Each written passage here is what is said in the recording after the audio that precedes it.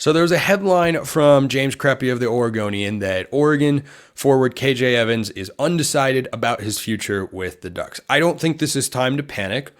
I would also say that there is a non-zero possibility of Evans transferring. Why? Evans' potential is immense. I would be super bummed if KJ Evans leaves, because this year he averaged about 8 points, 4 or 5 rebounds a game, had his offensive role kind of ebb and flow. And as Oregon really leaned hard on Couisnard and Dante, his role offensively got reduced. He had some big games. I forget which Pac-12 win it was, but Oregon had a game where Evans was the best player on the floor at both ends. He had like 22, 5, and a couple blocks. I mean, he was just absolutely magnificent. And so I saw that game and several others, and his progression over the course of the year. I, like many others, got excited about his potential. The way that he buys in to what Dana sells defensively is really good. It's really good. And that's a sign, I think, of a connection between a coach and a player that can spell sustained success on both sides. Now, Jackson Shelstad tweeted out a photo of him, and Dana Altman said, "We'll be back." Who's the we? Is it just Shelstad and Altman? Now, certainly it's great to hear that Oregon's point guard of the future and just bona fide stud Jackson Shelstad, all Pac-12 freshman team, and deservedly so. It's encouraging to hear that he's coming back for sure. And we know Dana Altman's going to be back. I think all those concerns have been put to bed. But, elsewhere on the team, Keyshawn Bartholomew, who got hurt, said if he plays next year, he wants to be at Oregon. So nothing's a guarantee. Brandon Rigsby has said he'd like to play with the Ducks, and so too has Bam Tracy. But the headline of, KJ Evans uncertain about his future, look, that leaves open the possibility that he could transfer. I don't think it'd be a guarantee, because typically guys who, are going to transfer don't put forth the sort of maximum effort, particularly at the defensive end when their offensive role gets reduced sometimes, that KJ Evans did. So that's why I lean, kind of 65-35 that Evans is going to stay. Here's the other thing.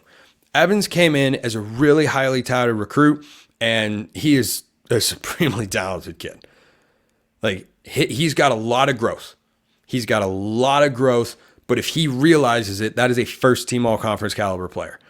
That guy can be a 3-level scorer and a high-end defensive player. He already is, frankly, a really good defensive asset for the Ducks.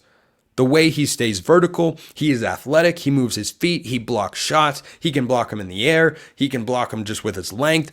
I think that Evans is absolutely magnificent, and frankly is more advanced at the defensive end of the floor than he is at the offensive end of the floor. Now, over the course of the season, he got a lot better. I felt like he got a lot stronger, more physical as the year went on, and still he can improve both of those qualities going into the offseason here.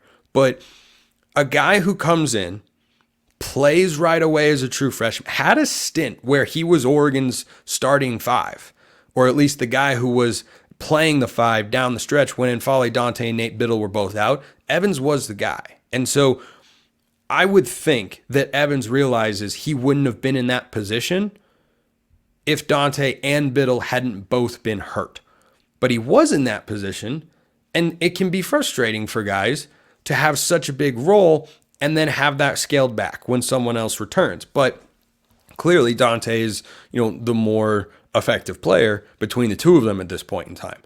But Evans, can be a focal point of the offense, and he's got chemistry already with Shelstad and other Oregon guys, and he got better as the year went on. Now, he needs to work on his offensive game and refine it. He needs to work on his shooting. Certainly, he was about 27-28% from 3. You'd love to see him be at least in the low, if not mid-30s from beyond the arc. That'd be a huge boost to Oregon's offense next year. But, I don't think a guy who came in to play for this coach, played all year, was a big role, got better, I don't think it would be in his best interest to transfer, and Khalil Ware, when, he came into the Ducks, super highly rated recruit. The assistant coach that actually recruited him left to go coach at the University of Nebraska at Omaha. And that, I think, caused, reportedly, there was an article that was written about how that proved to be a disconnect between, Khalil Ware and the coaching staff. So it didn't work out. And he's someone whose effort, kind of ebbed and flowed as the game went along, but whose talent was, of course, immense. He went to Indiana. I think he had a good year. Hoosiers didn't make the tournament, but I think Ware individually did quite well. I didn't see that with Evans. And so my take on this whole situation here for Oregon fans concerned about, oh my gosh, that guy going to hit the portal is, look, I've seen crazier transfers out. I still think the craziest transfer for Oregon, since the portal really got unleashed on college sports in a big way, was probably Keith Brown. I think that was the one that Oregon fans had the most visceral reaction to. I'm trying to think if I missed anybody in there. Like Dante Dowdell was certainly a little surprising, but Brown felt like he was, he'd showcase his talent in the bowl game, and he was, an in-state recruit. He always wanted to be a Duck. He said so 48 hours before he put his name into the transfer portal. So, I've seen crazier transfers than KJ Evans, but I really want the guy to stay. I think he will, and I also think he should, because Dana Altman has shown that he's still got it as a coach. He's not going anywhere. He's not missing anything. The game's not passing him by. I think there are a lot of offseason moves that Oregon has to make. Certainly replacing, there are a lot of players in the transfer portal, a lot of talented ones, and Oregon should be active in getting them. And, Dante was a high school recruit, but Jermaine Couisnard was a transfer. Couisnard came in last year from South Carolina, along with then assistant coach Chuck Martin. And I think that for the Ducks, getting into the tournament, winning a game, and kind of invigorating the brand has been a real positive. And I think that Evans can be at the centerpiece of Oregon going into next year being an at-large tournament team and not needing to win the Big Ten Conference tournament. I think that is certainly the consistent goal is, be a top 4 seed in March Madness, give yourself an easier path and just play at that level throughout the course of the year. Evans can be that sort of guy. He really can. And losing him would be a bummer. But again, I'm not supremely worried about it yet, just because, he's got to look around and realize no one's starting over him next year. I mean, he was Oregon's starting 4 even when Dante came back. And I think Evans is most well suited to play the 4 because he can stretch it at the offensive end. He can step out beyond the arc and hit the 3, and certainly he needs to improve his 3-point shooting, but that can happen, right? That's what the offseason is for. Get in the gym, put up a bunch of shots. So I know, revolutionary concept there by me.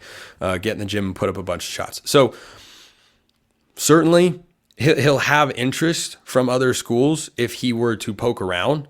But if I'm Dana Altman, I'd recruit that guy really hard to stay, because if your starting 5 next year looks like Shellstad, Evans, and Biddle, that's a really good foundation, man.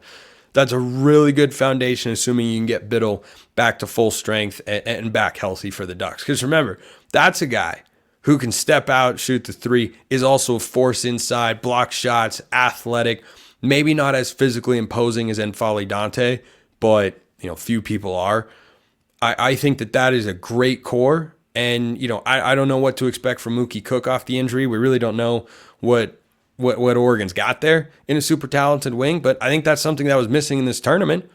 I think that Oregon had Couisnard and Shellstad to create shots, but, everybody else on the wing, no, they were just catch and shoot 3 sort of guys for the most part. So, I'd love if Cook, hit his full potential in that sense, but I think that for Evans, that should be the number 1 target for Dana Altman in the transfer portal is don't let him leave. Keep him around and say, okay, our starting 5 next year starts with Biddle and Evans in the front court, Shellstad at the point, and we hit the portal for everybody else. Appreciate everyone listening. I'll see you next time. Have a wonderful rest of your day, and go Ducks.